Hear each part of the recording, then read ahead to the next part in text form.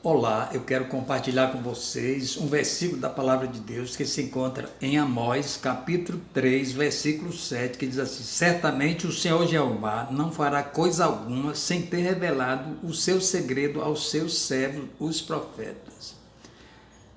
Aqui está falando que Deus revelará sempre os acontecimentos, primeiro aos seus filhos. Mas eu quero dizer que a revelação principal que Deus já deu, a revelação salvadora, é a expressão bíblica que revela Jesus Cristo como nosso suficiente Salvador. Então, a principal revelação está na pessoa de Jesus Cristo como sendo o centro da Bíblia. Mas Deus também traz revelações extras, baseado em sua palavra e nos acontecimentos futuros. Nós estamos vivenciando acontecimentos que antecederão a volta de Jesus à Terra. E nós, como filho de Deus, nós precisamos entender isto,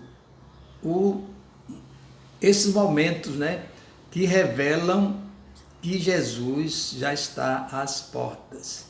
E Amós aqui está dizendo que Deus não fará nada sem que revele para o povo, os acontecimentos prévios, Agora, quem vai falar por Deus? Quem será a boca de Deus? O profeta. Quais as características desse profeta? É claro, será um homem que, em primeiro lugar, crê na palavra de Deus, tendo Jesus Cristo como centro,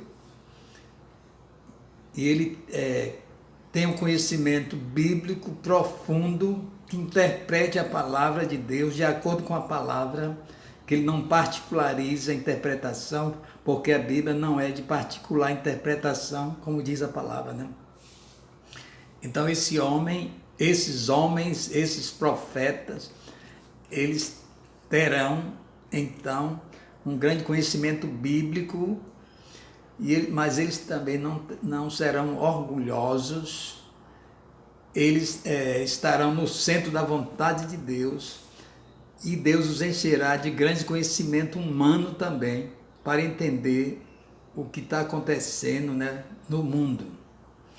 Então, os homens que Deus usará têm essas características: sensível à palavra de Deus, que tenha muita fé. E quem vai também, quais são os ouvidos que vão ouvir esses profetas, Os filhos de Deus, aqueles que estão antenados, com a palavra, que estão vigilantes e aguardam com esperança, com grande expectativa, a volta de Jesus.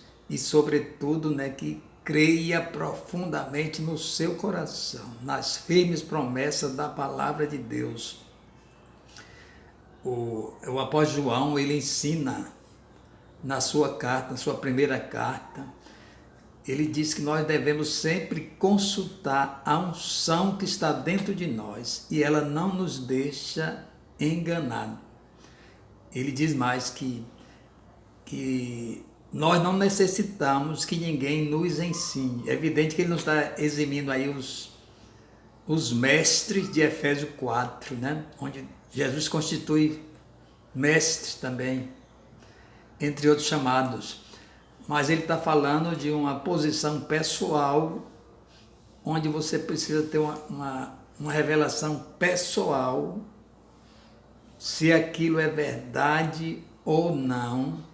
Então é nessa hora que você não tem que consultar ninguém, não tem que ouvir a voz de ninguém, mas ouvir a voz que está dentro de você, que é a voz do Espírito Santo, que ela não lhe deixa enganado. Nós sabemos que muitos acontecimentos chegarão e já estão no mundo, e haverá então sinais desses acontecimentos finais.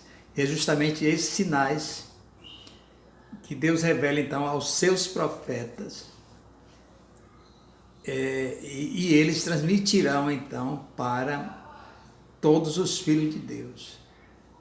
Porém, essa capacidade de discernir os espíritos, se eles procedem de Deus ou não, está dentro de você, está dentro do seu coração. Essa capacidade que você tem que saber discernir pela revelação que está no seu coração. Você não deve crer em qualquer espírito, mesmo que esses profetas estejam nos púlpitos das igrejas. Então você tem que saber, você não julga o profeta, mas julga a palavra que o profeta diz.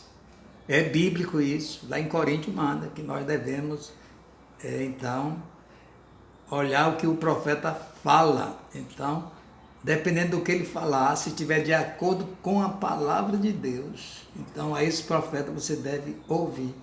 Se não estiver de acordo, então você deve ignorar.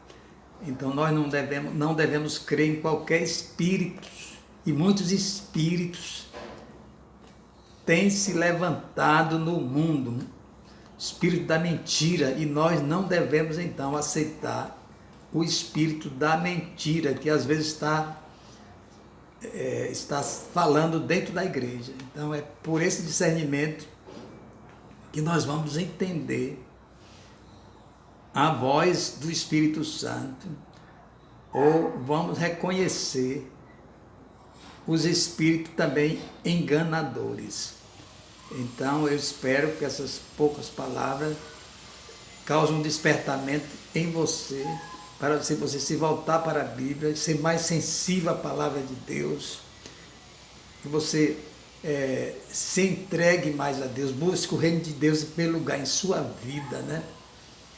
Não se preocupando tanto com as coisas humanas, embora sejam necessárias, mas você sabe que as coisas daqui da terra são temporais, e nós já estamos na iminência de vivermos uma eternidade com Cristo. Então pense nisso e Deus vos abençoe.